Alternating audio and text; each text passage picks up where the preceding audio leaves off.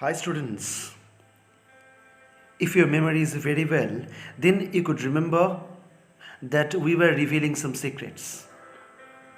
Hi, I'm Soumya Ghosh. As our topic is today subject verb agreement, so you can remember that we had previously done some secrets and we revealed it. So once again, I'm Soumya Ghosh with you all. I'm going to reveal some secrets of it done by that subject and verb. Let's see what are the agreements.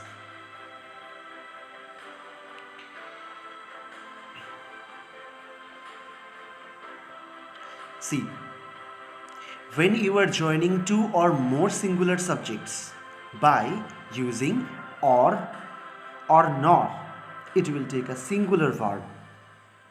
Let's have some examples. Neither manager nor staff has violated the rule. Here we can take either of the subjects, that is manager or a staff. So we know that if we are joining with and, that both are taken. But if we are joining with or, then either one is taken. That means you have multiple choice option. You have to take only one, not two. Okay, so let's see another one. Either Sanju or Meena has given me the gift. So here singular verb is has, because our subject is either Sanju or Meena. Your prayer or sacrifice only can save you. Okay, so here also your prayer or your sacrifice. Only one is your subject. Next.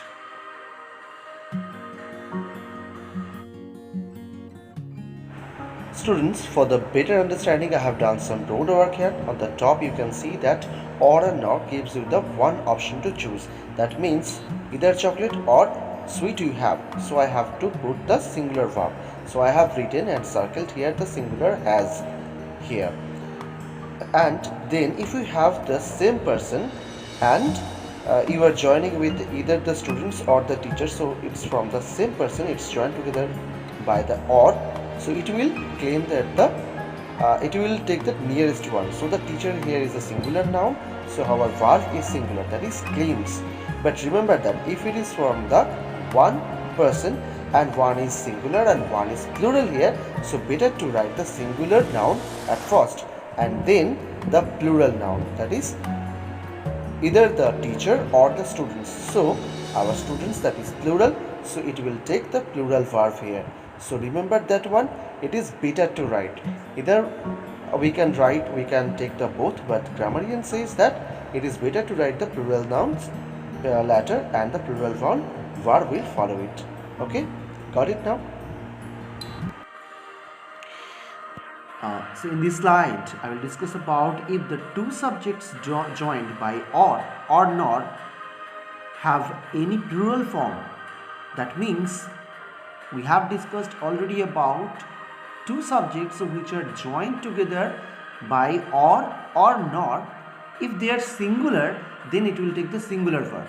But if there is a condition that between them, if one is plural, then how to manage it?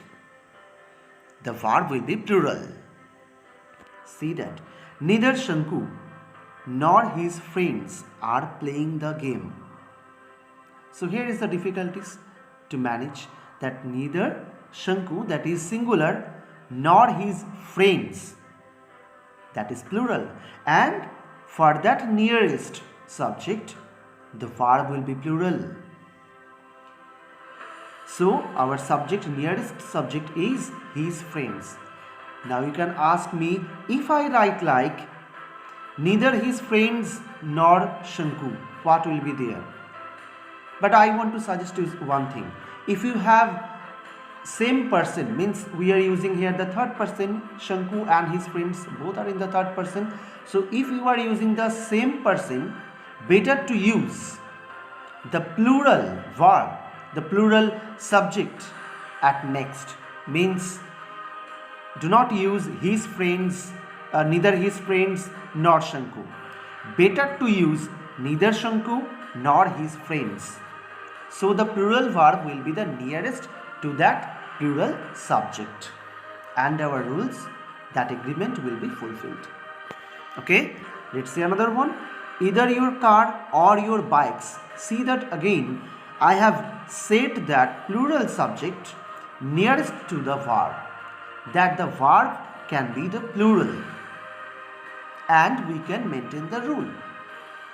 Okay, next, go to reveal the next slide.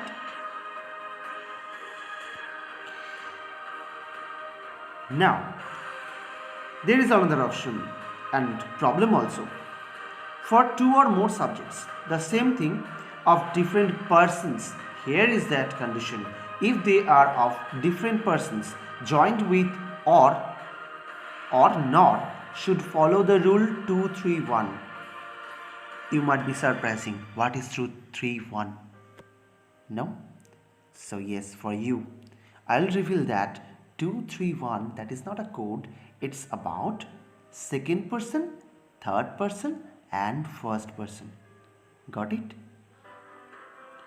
Next, take some examples. You, Shumit or I. So let's see how our agreement or our rules is followed. You, that is second person, Shumit, that is third person and I, that is first person. So what is the nearest of that verb? I.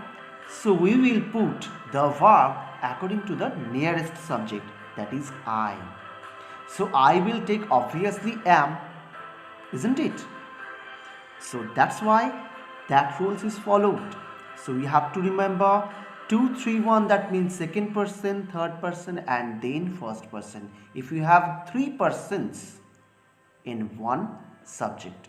But remember, it should be joined with or not.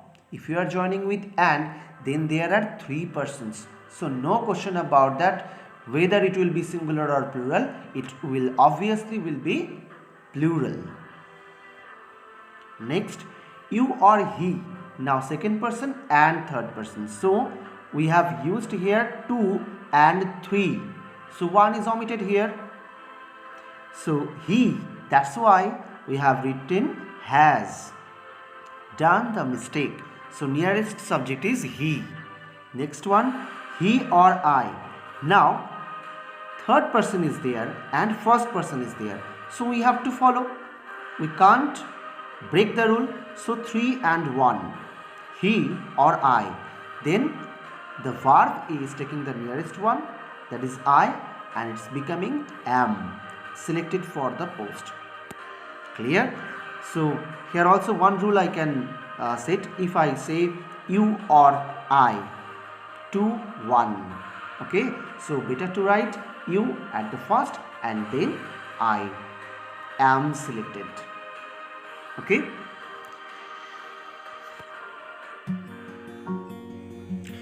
Students, from the previous slide you have already known about the 2-3-1 formula, that is second person, third person and the first person. But I will show you one thing, that is if you have the alternate persons like second person and first person, third person and first person and second person and third person. So what to follow? See that at the bottom I have written 2-3-1 if we have the three persons. If we have two persons like second person and first person, then second person, then you have to write first person. Next, third person and then first person, or second person or third person. So likewise it will follow, and the nearest one will the verb will follow the nearest one. It looks like awkward, but that is the rule and we have to follow it. Got it, students? So let's see another one. Always put a singular verb after either, neither, many a and everyone. How? Each of the students has received the paper. Each of the students. So here see that students are plural, but also there the verb is taking as singular. Why? Because each means among the students only one, or at a time one student. every one of the shopkeepers has to pay. So every one means at a time only one student, only one shopkeeper. Clear? Either of the chances. So there will be many chances, but either of the chances, you have to take only one, is available. Not all the chances are available. Either of the chances. Many a doctor. When you are using many a, then only the singular subject will take place, and for that singular verb will take place. Many a doctor was successful. But if you say a great many doctors are successful, that is another part. So it will take the plural verb.